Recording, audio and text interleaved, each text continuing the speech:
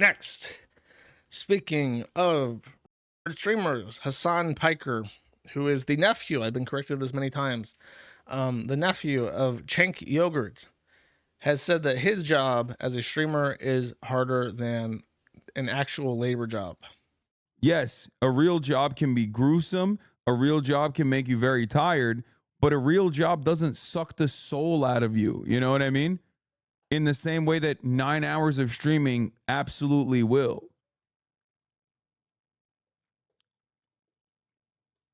So you see that silence?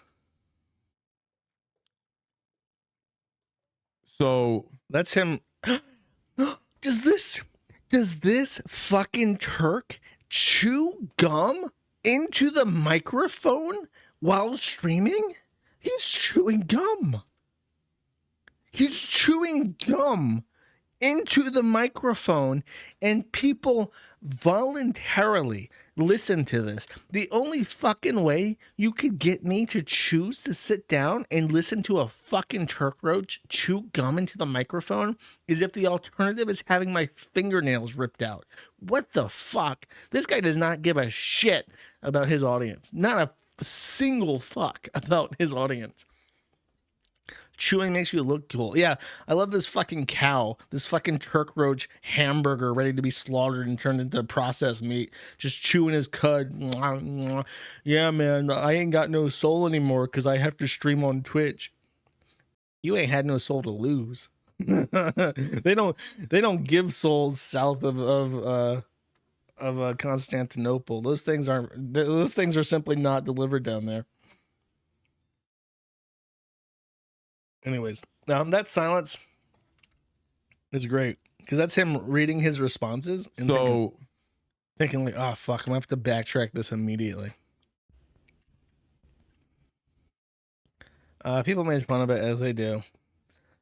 Let's read this. Juju, not to be confused with Juju the cow, a man who gets says, imagine being so out of touch with reality that you think talking at your computer is harder than a real job. Hasan replies saying, these people farm the stupid people on Twitter for $3 in Twitter ad rev with clips like this. Of course, I don't think Twitch streaming is harder than a real job, you dumb fuck. It is, however, better than whatever the fuck y'all are trying to do with this increasingly more dog shit website. I got 12,000 likes. Is he really that popular? How many Hasan a B or Hasan the, that's such a cringe name. Because he thinks he's like a Mongolian conqueror or something. 1.4 million followers. 1.4 million followers listening to a soulless Turk roach hamburger chewing into the microphone. What the fuck? I can't believe that. Juju actually replies and says, your dad is a multimillionaire and you believe in socialism. You live in a $5 million mansion and own supercars while preaching capitalism is bad. Everything about you is hypocritical and your whole fan base is mindless Americans that can't think for themselves. And then he complains because everyone's making fun of him. He says, Twitter is just straight up 4chan now. So many people's brains are cooked. One day we'll study its impact on a generation of school shooters who grew up here on Reddit, but it will be too late. Yeah, as opposed to the fucking generation of serial killers that are cutting their off right now. Crazy. I think that what he's probably going for, and this is something I've talked about a couple times, and I have a vague notion of what he's trying to say. I'm not defending him because it is definitely harder to work like a real job than it is to stream.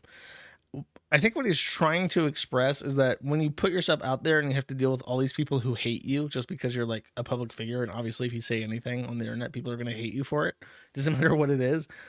That's like the downside. Like that's a major reason why a lot of people don't want to be like streamers, is because anything you make public like that is going to be a pain in the ass to deal with when you have to deal with like the general public. Like there are people, like there's like a couple dozen people out there who literally just sit around and try to think of ways to like ruin my life. Like they just like, that's what they do for fun. They just sit there and they think, God, I hate this Josh guy, and I hate everybody who likes Josh, and I hate everybody who helps Josh. How do we ruin these people?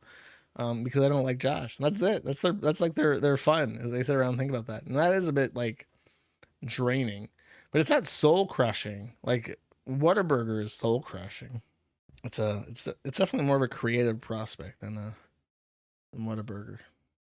I'm fine with him hating me. Yeah, I mean, you make peace with it. I remember when I first started hosting the forum, I was really afraid of being doxxed because I had never in my life had to deal with people like taking my pictures and like photoshopping them, and I was really unsure of how that would affect me because I just couldn't imagine it. Like all the edits of people that people made of like Chris Chan and Moleman 9000, who was popular at the time, and I was thinking like, could I like deal with that? And then when it happened and people did it, I didn't care at all, and I was really surprised by that. I really thought that it would bother me more than it did. Like, I don't know why. I guess I'm just emotionally detached from everything. It's just like, I was really surprised by how I think that the fear of certain things relating to being doxxed is worse than dealing with it by itself. You know what I mean? Like when you're anonymous, you don't have to deal with bullshit, and you're afraid that when you do, it'll be like an insurmountable thing. And I guess depending on your reaction, your viewpoint, it could be, but yeah, it wasn't so bad. But I imagine it with Hasan, like he's got 1.4 million people that follow him. You know, he's got like tens of thousands of people who watch him.